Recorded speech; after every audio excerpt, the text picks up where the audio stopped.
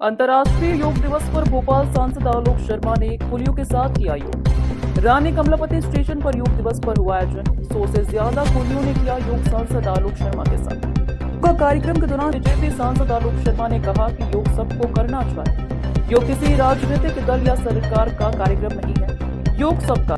योग स्वस्थ रहने का उपाय है। सभी राजनीतिक दलों को योग करना चाहिए।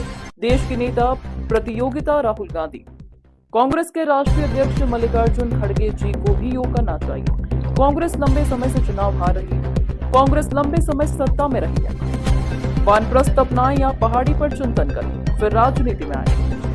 और पीछे हो जाओ ना, नहीं आ रहा है, नहीं आ रहा है।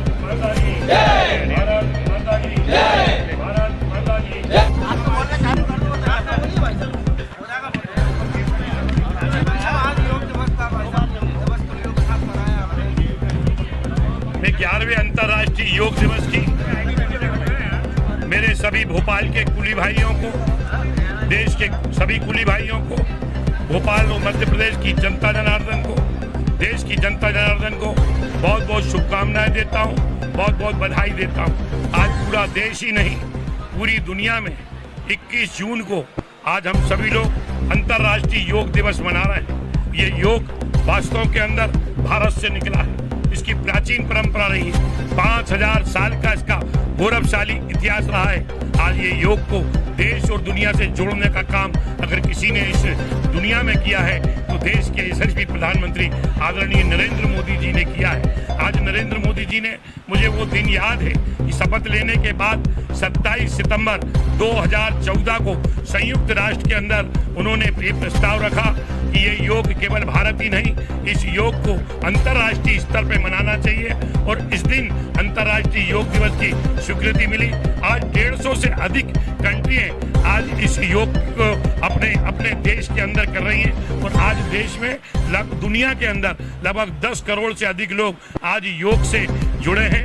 मैं भोपाल का बेटा हूं और भोपाल के कुली भाई रानी कमलापति और भोपाल के रेलवे स्टेशन पर लगातार श्रम करते हैं, परिश्रम करते हैं, मेहनत करते हैं। कई बार उनका कंधा दुखता है, कई बार उनकी कमर दुखती है। इस प्रकार की जानकारी उन्होंने मुझे दी थी।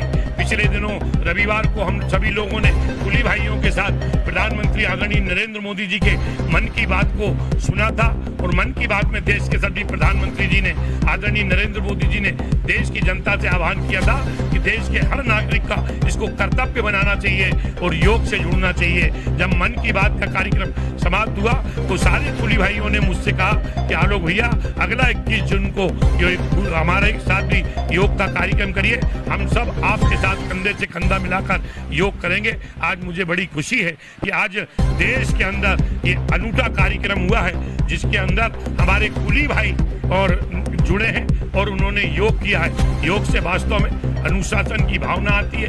योग से हमारा शरीर स्वस्थ रहता है क्योंकि आज समाज के अंदर हम सभी लोग भाग दौड़ की जिंदगी व्यतीत कर रहे हैं और समय का ध्यान नहीं रखता। कब बीपी बढ़ गया, कब कोलेस्ट्रॉल बढ़ गया, कब शुगर बढ़ गई। तो मुझे लगता है कि योग करने से हमारे कुली भाइयों का शरीर भी स्वस्थ रहेगा, मन भी स्वस्थ रहेगा। और आज सभी कुली भाइयों ने प्रधानमंत्री जी के 2047 के विकसित भारत के उसको भी उन्होंने आज सब लोगों ने संकल्प लिए कि हम प्रधानमंत्री आदरणीय नरेंद्र मोदी जी के साथ कंधे से कंधा मिलाकर अपने देश को, अपने वतन को, अपने मुल्क को, अपने हिंदुस्तान को, अपने भारत को 2047 के अंदर विकसित भारत और दुनिया के अंदर हम भारत को अपना सोने की चिड़िया बनाएंगे, इस बात का संकल्प लिया है।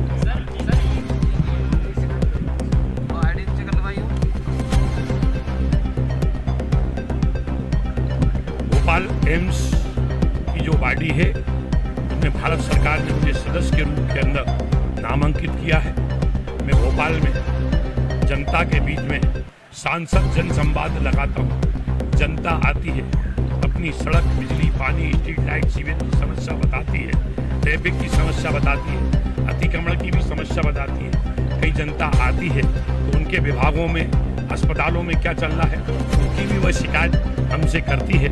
पिछले दिनों कुछ लोग आकर हमसे मिले थे और उन्होंने बताया था कि जो भोपाल का एम्स अस्पताल है उसमें जो दवाई सप्लाई हो रही है वो दवाइयों को लेकर तो दवाई कंपनी है और बीच के अंदर जो ठेकेदार हैं, जो सप्लायर हैं, इनके बीच में कुछ गठजोड़ हुआ है और वही दवाई को एक उत्तर प्रदेश कम रेट में लेता है और उसके अंदर हमारा उत्तराखंड अलग रेट में लेता है, छत्तीसगढ़ कम रेट में लेता है। तो हमारा भोपाल के एम्स ने उस दवाई को जब सभी लोग 400 रुपये 500 रुपये में ले रहे हैं कैंसर की दवाई को, तो भोपाल एम्स अस्पताल ने 2100 रुपये में क्यों ली।